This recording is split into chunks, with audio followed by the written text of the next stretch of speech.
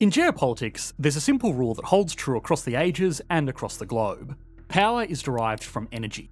Economic and state power is dependent on having access to energy resources. Whoever can control and use energy can grow a stronger economy, exert influence, and stay ahead of their rivals. Consequently, oil and gas are potent geopolitical weapons and valuable currencies in state power. This has rarely been more true than in the 2020s.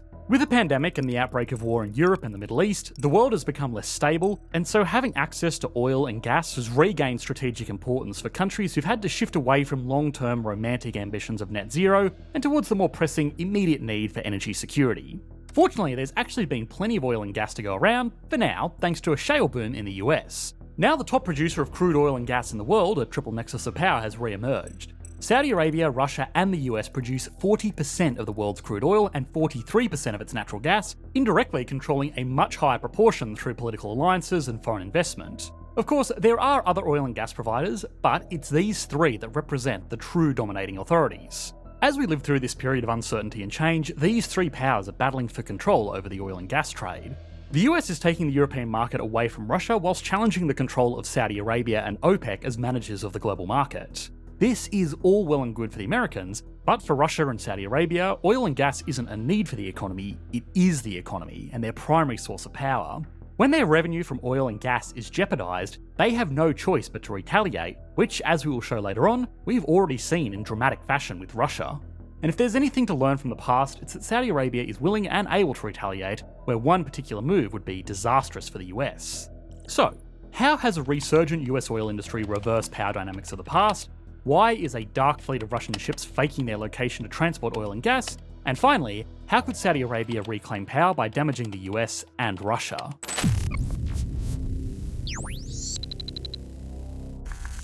When examining the global power shifts in the modern day, it's important to recognise that these players have not always been fierce competitors. The relationship between Saudi Arabia and the USA in the oil industry spans almost 100 years and first blossomed out of mutual benefit. As the USA began to recover from the Great Depression, the rapid rate of economic industrialization grew energy demand, which drove US oil corporations to increase supply by searching for untapped resources in foreign lands. It's 1932, and in the distant lands of the Middle East, 4 regions had just unified to form a new state under this dude, Ibn Saud, giving rise to the Kingdom of Saudi Arabia as we know it today.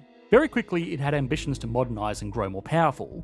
And so, in 1933, the kingdom granted oil exploration rights to Standard Oil of California, forming the California Arabian Standard Oil Company. It's this organisation that later became the Arabian American Oil Company, more commonly known as Aramco. Yes, Aramco, the largest modern symbol of state-controlled industry, was originally 100% American-owned, and the historical link to the US remains in its name to this day. In 1938, the first of many oilfield discoveries were made, and the infant industry grew exponentially in the decades to come, under the symbiotic partnership between the kingdom, the major US oil corporations, and the US government, which offered the Saudi ruler military protection in exchange for oil. But this symbiotic relationship wasn't to last. The Saudi government was becoming increasingly aware of its huge resource wealth and did not want foreign entities controlling its economic engine. And so, under the steer of Oil Minister Ahmed Zaki Yamani, US ownership of the Aramco oil industry gradually transferred to the Saudi Arabian government through the 60s and the 70s. Nationalisation of the oil industry was a sign of the times, with US companies losing control of production in other countries too, like Venezuela, Libya, Iraq, and Kuwait. But Saudi Arabia was also experiencing external influence from the Soviet Union, another titan of the modern oil industry.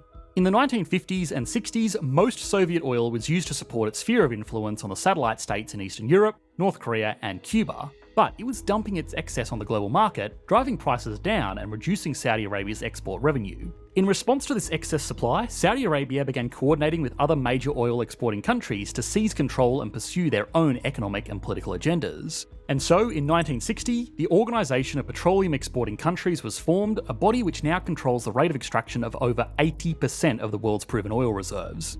Soon enough, the coordination of major exporters empowered these countries, which came at the expense of the US, most notably in 1973 when Saudi Arabia and other Arab OPEC nations imposed an embargo in retaliation for Western support for Israel in the Yom Kippur War. Global oil prices exploded and American businesses literally ran out of gas, crippling the US economy and, for the first time but not the last, exposing the fragility of its dependence on the Middle East for oil.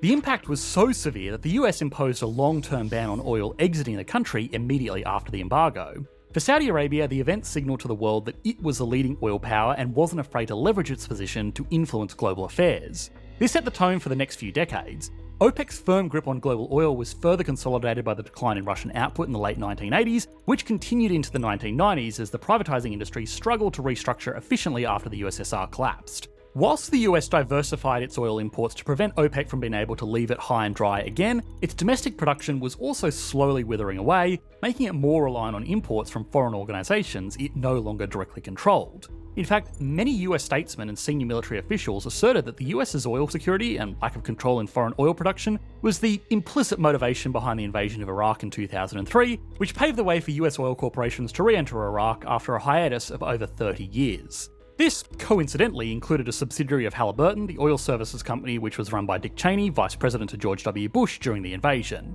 The official reason why Bush decided to invade Iraq was that its dictator, Saddam Hussein, possessed weapons of mass destruction and was a threat to world peace.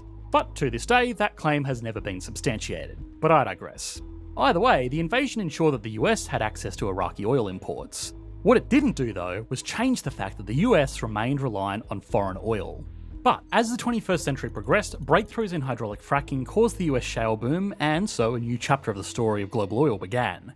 US stockpiles swelled so much that in 2015, Barack Obama lifted the 40-year export ban on oil, an important moment that signalled to the world that the US could once again be considered a major producer as well as a consumer. But with all major oil producers now supplying the global market with vast quantities, prices crashed by 70%. In response to the US resurgence and price crash, OPEC formed an agreement with an extended group of 10 other oil-producing countries to coordinate production and manage oil prices under the name OPEC+. This included Russia, by far the largest producer of the new members. The alliance between Saudi Arabia and Russia demonstrated the threat that the US posed to their oil revenues, which both countries remained reliant on for their economies and their power. Another repercussion of the US shale boom is that it allowed other Western countries to be more politically conscious of who they buy their oil from, which is a point of particular importance given Russia's recent invasion of Ukraine. Historically, Russia has been a key supplier of oil and gas to EU states, but after the invasion of Ukraine in early 2022, the European Union sought to accelerate efforts to wean off Russian oil and gas in order to reduce Russia's ability to fund its war campaign. In its sixth package of sanctions rolled out across 2022 and 2023, the purchase, import and transfer of seaborne crude oil and other refined petroleum products from Russia to the EU was strictly prohibited. This has led to a sharp 90% drop in imports of crude oil and petroleum products from Russia into the Union. Alongside this, the share of the EU's gas supply coming from Russia has dropped from 40% to 15% in 2023, a figure which is likely to fall further as the EU's first ever sanctions on Russian gas begin to take effect. This gap in the market has been happily filled by the US, who had to find a destination for the surplus produce of their shale boom, and is now the EU's largest source of imports for oil and liquefied natural gas. The importance of the US shale boom informing the EU's response to Russian aggression is hard to understate. The availability of US oil and gas meant that the EU had a politically and culturally aligned trading partner, which it could quickly substitute Russia for without the risk of interference and without funding politically misaligned states like Saudi Arabia or states who have ties to Russia like Kazakhstan. All the EU had to do was speed up construction of its liquefied natural gas terminals and hey presto, American gas was arriving at record levels. This represented a dramatic shift in the global market, since Russia had become accustomed to exporting around half of its oil and over half of its natural gas to the EU. Suddenly, the Kremlin had to find new customers for the huge quantities of oil and gas it was producing. India, China, and Turkey have taken up the offer of discounted Russian oil, but the reality of these trade flows are pretty wild. See, in addition to the EU ban on seaborne Russian oil, the G7 group also imposed a price cap on seaborne Russian oil, set at $60 a barrel, well below the global market price. If a Russian oil tanker was caught exporting oil priced above the $60 cap, then the Western insurance companies that cover these Russian oil tankers, such as America Club, West of England, and Guard, would be forced to end their coverage. This would render the tanker too risky to operate, but the price cap has resulted in covert operations to evade these restrictions. A growing dark fleet of Russian oil tankers, now representing as much as 20% of the world's crude oil vessels by some obviously rough estimates, have been intentionally turning off or faking their location signals to conceal and obscure their restriction-violating operations at sea. If there was ever an indication that we're living through a new Cold War, then a covert fleet of Russian oil tankers evading the customs of global maritime trade could be it. Oh, or perhaps it was the explosion of the Nord Stream gas pipelines in September of 2022. The pipelines run from Russia to Germany and are now inoperable, which has reduced Russia's energy leverage on Europe. What's crazy is that no one has laid claim to the sabotage, and after investigations from Germany, Sweden, and Denmark, who planted the explosives and ultimately who ordered the sabotage has remained a mystery. With the growing disorder in the oil and gas trade, Russia has begun doubling down on its transgressions by using its dark fleet to sell oil into Europe through the exploitation of a technicality in the EU sanctions. See, once Russian oil gets refined in another country, it's no longer classed as Russian oil, meaning it's allowed to be imported into the EU. So this dark fleet is shipping millions of barrels of Russian oil to India, now the largest importer of Russian oil in the world, with much of it ending right back up in the EU. This double disregard for sanctions is clearly meant to insult the West and show that it's not able to defund Russia. But despite the workarounds, Russia's federal revenues from oil and gas have fallen dramatically, and has hurt Putin's ability to fund its war against Ukraine. Clearly, the war has politicized the global oil trade, making relationships and exchanges more complex, obscure, disordered, and weaponized. Tensions are rising and the stakes have been raised, giving governments increased justification to use oil and gas as a strategic tool for pursuing their own political objectives. If the US wants to depower Russia, it knows it needs to reduce Russian oil and gas revenue by keeping prices low, which is possible in a global market well supplied by American shale. As if the integration of geopolitics and the oil and gas trade wasn't producing enough chaos as it already was, the Middle East, which by the way produces a third of the world's oil, has returned to the spotlight with the conflicts in Gaza already escalating into a wider conflict involving Hezbollah in Lebanon and Iran. Unfortunately, war in the Middle East and sanctions on the Iranian oil industry is nothing new, but when the Houthis, an Iranian rebel group in Yemen, began hijacking and attacking commercial ships with missiles in the Red Sea, a dramatic shift in global oil flows occurred. Few companies dared to cross the Red Sea anymore. Crude oil and oil product flows through this route have dwindled from 2023 to 2024, with many now opting to journey the longer route around the Cape of Good Hope in South Africa instead. This has increased shipping costs and the risk of delay. Now you might be wondering, where does Saudi Arabia, the de facto leader of OPEC, fit in all this? Why hasn't it reacted aggressively this time to Western support for Israel warring against its fellow Arabians using oil like it did in 1973? One explanation is that Saudi Arabia has become a closer ally of the US since the 1970s and has more to lose from disrupting this relationship.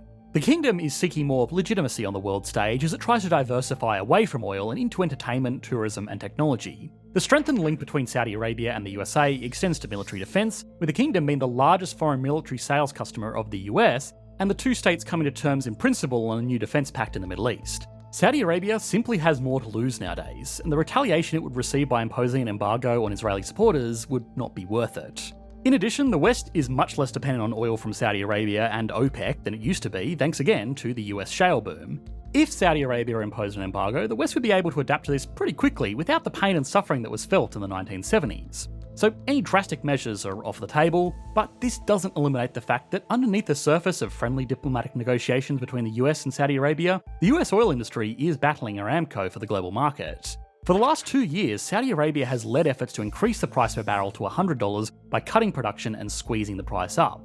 In past decades, moving the price would have been easy for the Saudis, but this time round, the market has failed to sustain any upward price movement, with the barrel sticking around the $70 to $80 range. The reason for this? Saudi cuts have been met with an equal and opposite force of production increases from the Americas, namely the US, Canada, and the new kid on the block, Guyana, whose oil industry is largely run by US companies. And as demand from China, the largest importer of oil in the world, weakens, Saudi Arabia's main source of income has been further squeezed, reducing its ability to close its budget deficit. The ball is in Saudi Arabia's court. If it's decided that it's lost enough market share to the US, then Saudi Arabia could end production cuts domestically and across the rest of OPEC and OPEC+. The kingdom alone has spare capacity to increase its production by another 3 million barrels per day. This would trigger a global price war, driving prices down in a similar fashion to 2014. And while all the producers would lose in the short term, the impact would be more dramatic for the US, whose oil production is relatively high cost, making the industry more at risk to decline from price crashes. A price war would also be terrible news for Russia, where oversupply and lower prices would cripple its ability to finance its war. This is bound to be a topic of dispute with OPEC Plus discussions. The sensible alternative for Saudi Arabia would be pretty simple: just sit tight and wait. The US shale boom is already showing signs that it's reached its peak. The output from new wells in the Permian Basin is declining, and Wall Street is becoming more reluctant to invest into the sector. Saudi Arabia has over 7 times larger proven oil reserves than the US, so it can maintain high levels of production further into the future. If the US runs itself dry, then Saudi Arabia would restore its old order as the leading power of the global oil trade in the near future.